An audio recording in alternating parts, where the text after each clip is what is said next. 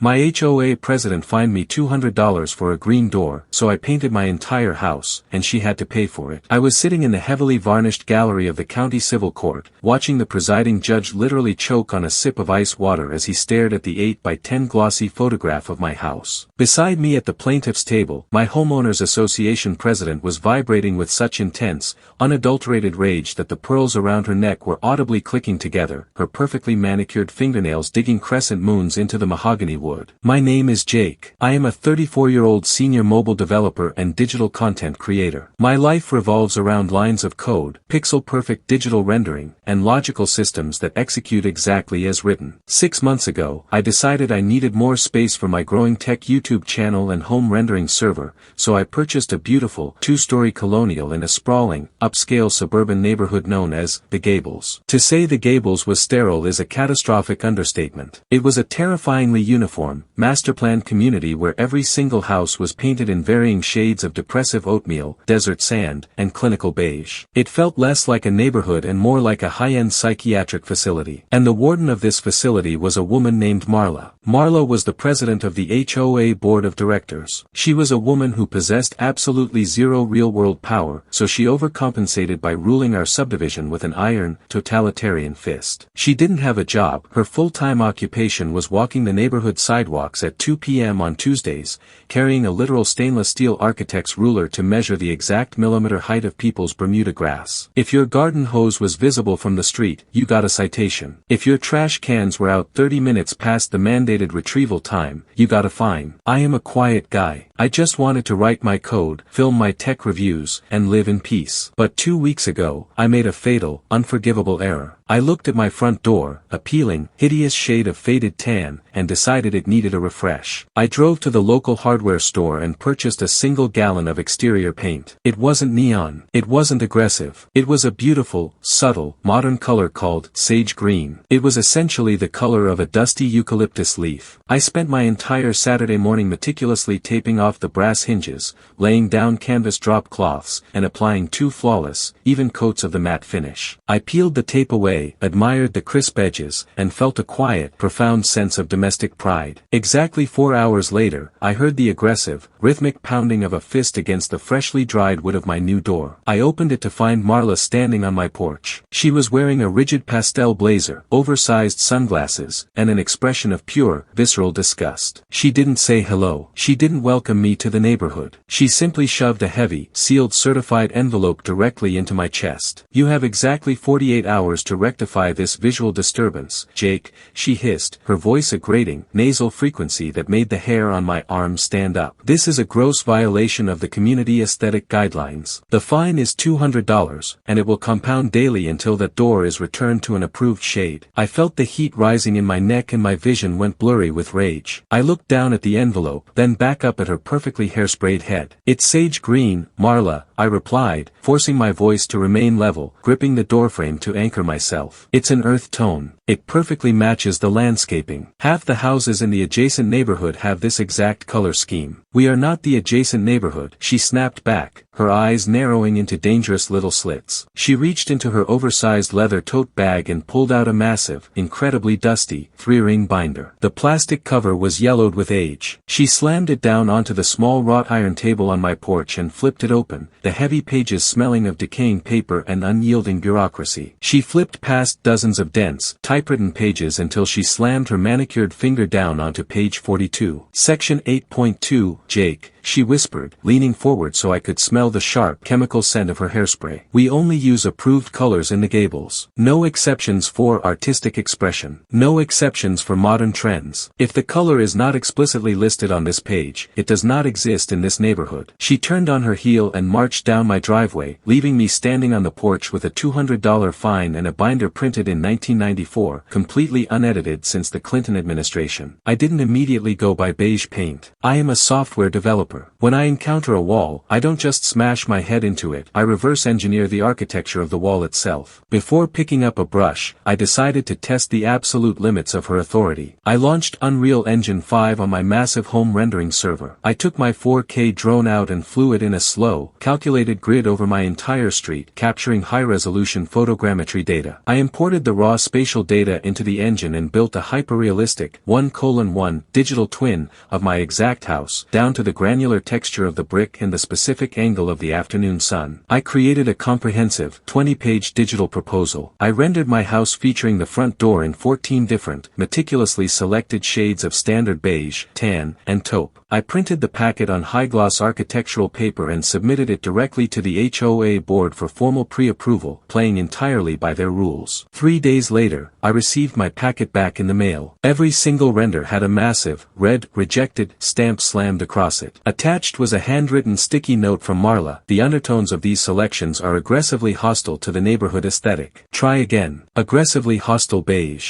That is the exact moment the realization crystallized in my mind. They weren't following the rules. They weren't protecting property values. They were just power tripping. Marla was using her manufactured authority to force me into a posture of absolute submission. She wanted me to beg for approval. That's when the real bombshell dropped. I sat at my kitchen island at 2 a.m., the only light coming from the harsh glow of my laptop screen. I opened the dusty 1994 HOA charter she had left on my porch. I didn't just skim it. I read every single agonizing, archaic, legally binding word of page 42. The page contained a deeply restrictive list of exterior residential paint codes: alabaster white, desert sand, oat, chocolate brown. But as my eyes scanned to the very bottom of the page, past the residential section, I found a tiny subheader labeled Section 12, Shared Infrastructure Maintenance. This section dictated the mandated paint codes for the community's physical assets, specifically, the speed bumps, the neighborhood gate barriers, and the fire hydrants. The mandated paint code for these items was hex code #FFEF00.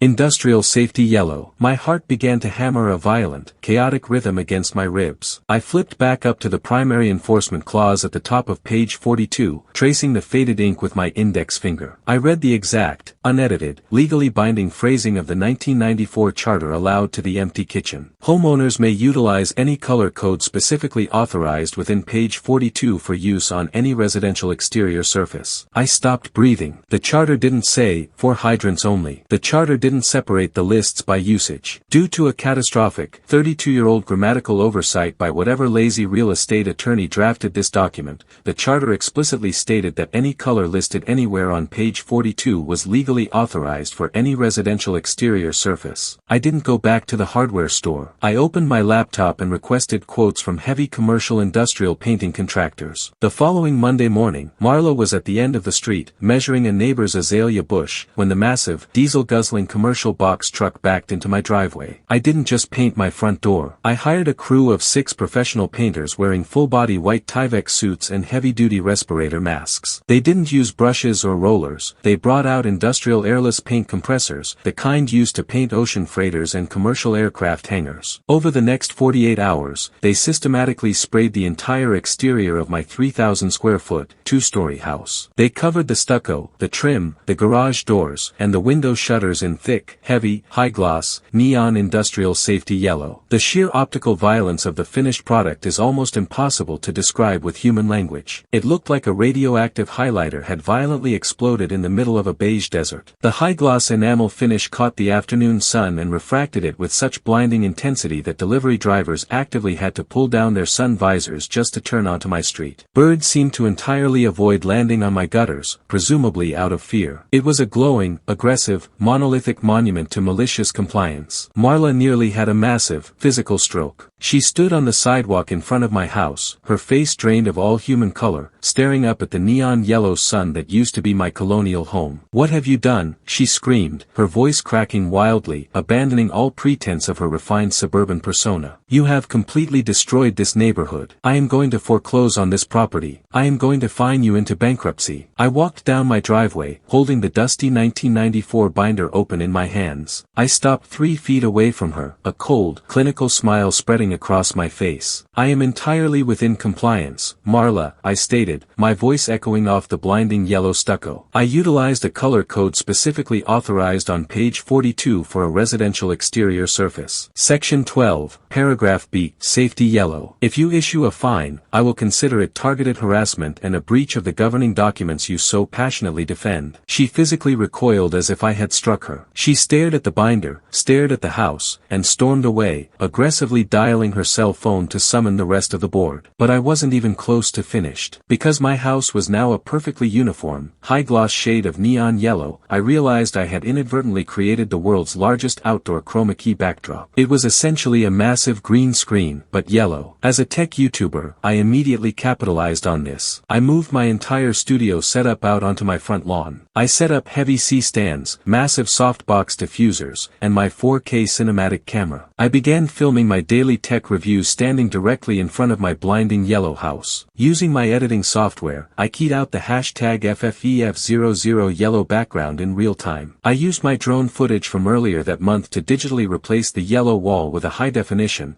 perfectly lit interior shot of Marla's own HOA office, which I had legally photographed through the community clubhouse window. To my millions of viewers, it looked exactly like I had broken into the HOA president's private office, rearranged her desk, and was casually filming motherboard reviews while sitting in her leather chair. The videos went catastrophically viral. The internet became obsessed with the Lumen lockdown, and millions of people were tuning in just to watch the psychological warfare unfold in real time. But the absolute coup de grace, the lethal strike that permanently broke the back of the HOA, required a much more analog approach. The left side of my two-story house directly faced Marla's master bedroom window across the property line. The next weekend, I went to a specialty paint supplier and ordered 3 gallons of the exact same industrial safety yellow but with a deeply flat, matte finish instead of high gloss. I spent 12 agonizing hours on a heavy aluminum extension ladder, wielding a precision laser level and a 4-inch roller. Using the matte paint against the high-gloss background, I painstakingly painted a massive 10-foot by 10-foot square matrix on the side of my house. From the street, the difference in the paint finishes just looked like a subtle, strange geometric texture. But when the afternoon light hit it at the correct angle, the high contrast between the gloss and the matte revealed exactly what it was. It was a functional, massive QR code. What is that geometric vandalism? Marla shrieked across the lawn the next morning, hanging out of her second-story bedroom window, her hair in curlers, pointing a trembling finger at the side of my house. "You are running a commercial billboard. That is illegal. Scan it, Marla." I yelled back, casually sipping my morning coffee from my porch. "It's public information." I had used my developer skills to scrape public county property permit records and cross-reference them with the HOA architectural approval logs I had legally obtained via a certified records request. I built a fully responsive, secure web application hosted on an AWS server and linked the massive painted QR code directly to the URL. Anyone walking their dog who scanned the side of my house was immediately greeted by a beautifully formatted database. The very first entry, highlighted in bold, red text, proved that exactly 3 years prior, Marla, acting as the sole signatory of the architectural committee, had formally approved the construction of a massive, multi-level backyard deck for her own brother, who lived 3 streets over. The approved color for his deck, sage green. The absolute, flagrant nepotism and hypocrisy were now permanently broadcasted to the entire subdivision. The neighborhood group chats erupted. Homeowners who had been relentlessly fined for the height of their grass or the color of their mailboxes suddenly realized the system was rigged. The illusion of her authority shattered overnight. Marla didn't back down, she went nuclear. 3 days later, I was served with a massive civil lawsuit. The HOA board, spearheaded by Marla, was suing me for aggravated nuisance, intentional infliction of emotional distress,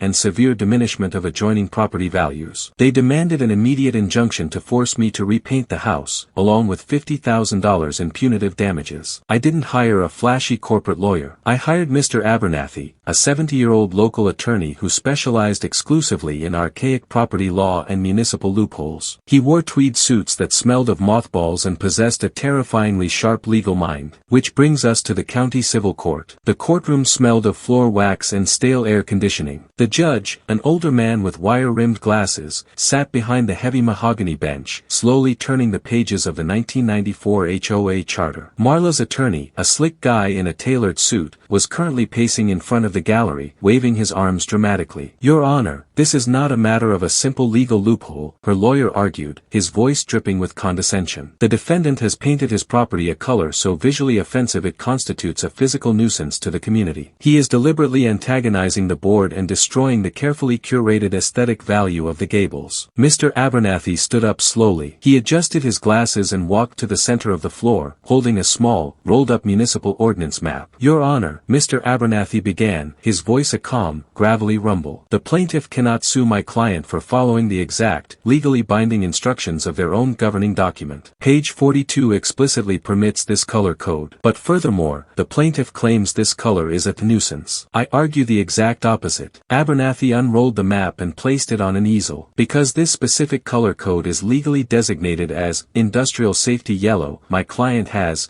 entirely by accident, drastically improved the neighborhood's emergency infrastructure, Abernathy stated, staring dead at Marla. My client's house is located at the primary intersection of the subdivision. By painting his home a high visibility, DOT-approved safety color, he has technically created a highly effective visual landmark that drastically improves response times for local fire and emergency medical services. He is performing a public service. The entire courtroom went dead silent. Marla's jaw unhinged. She looked from Abernathy to her lawyer, her eyes wide with absolute disbelief. He's a glowing yellow monstrosity, she screamed, entirely forgetting where she was. He's a menace. He has a barcode painted on his wall. Order, the judge barked, slamming his wooden gavel down so hard the sound echoed off the high ceiling. The judge picked up the 8x10 photo of my neon yellow house. He looked at the 1994 HOA charter. He looked at Marla, whose face was a terrifying shade of crimson. A slow, creeping smile spread across the judge's face. He brought his hand up to cover his mouth, but he couldn't hide the physical tremor of his shoulders. He took a sip of ice water, swallowed hard, and cleared his throat, trying desperately to regain his judicial composure. The court finds the language in the 1994 charter to be unambiguous, regardless of how archaic or poorly drafted it may be, the judge ruled, his voice tight with suppressed amusement. The defendant explicitly utilized a color code authorized on page 42. A homeowners association cannot selectively enforce its own binding contracts based on subsequent aesthetic regret. Furthermore, the plaintiff's claim of nuisance is dismissed, as the HOA itself designated this specific color as appropriate for the community infrastructure. He slammed the gavel down one final time. Case dismissed with prejudice. The plaintiff is responsible for all of the defendant's legal fees. The fallout was an absolute bloodbath. Because the HOA had recklessly initiated a frivolous lawsuit without taking a formal community vote, the judge's ruling meant the board was entirely responsible for my massive legal bills. To pay the court order, the HOA was forced to issue a special assessment, a mandatory, unexpected financial penalty, levied against every single homeowner in the neighborhood to cover Marla's ego trip. The residents of the Gables, already furious about the QR code revelations and now forced to pay out of pocket for Marla's legal failure, absolutely revolted. 2 weeks later, an emergency town hall meeting was called. I didn't even have to attend. Over 200 furious, screaming neighbors, tired of paying fines and entirely exhausted by looking at a neon yellow house visible from the International Space Station, formally voted a motion of no confidence. They dissolved the entire board of directors on the spot. Marla was ousted from power, publicly humiliated, and stripped of her stainless steel grass ruler. The absolute loss of control broke her entirely. Unable to face the neighbors who now actively openly mocked her in the streets,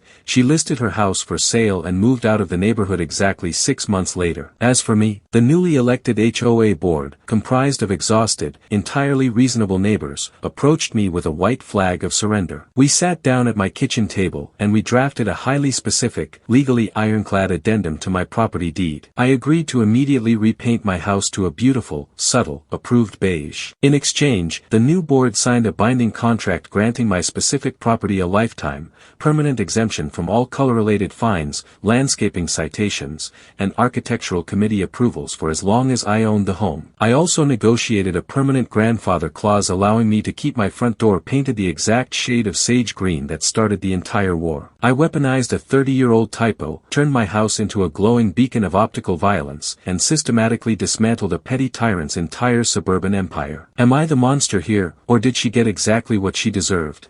If you have made it this far and want to see more videos like this, then kindly subscribe and turn on notifications so you may never miss another story like this.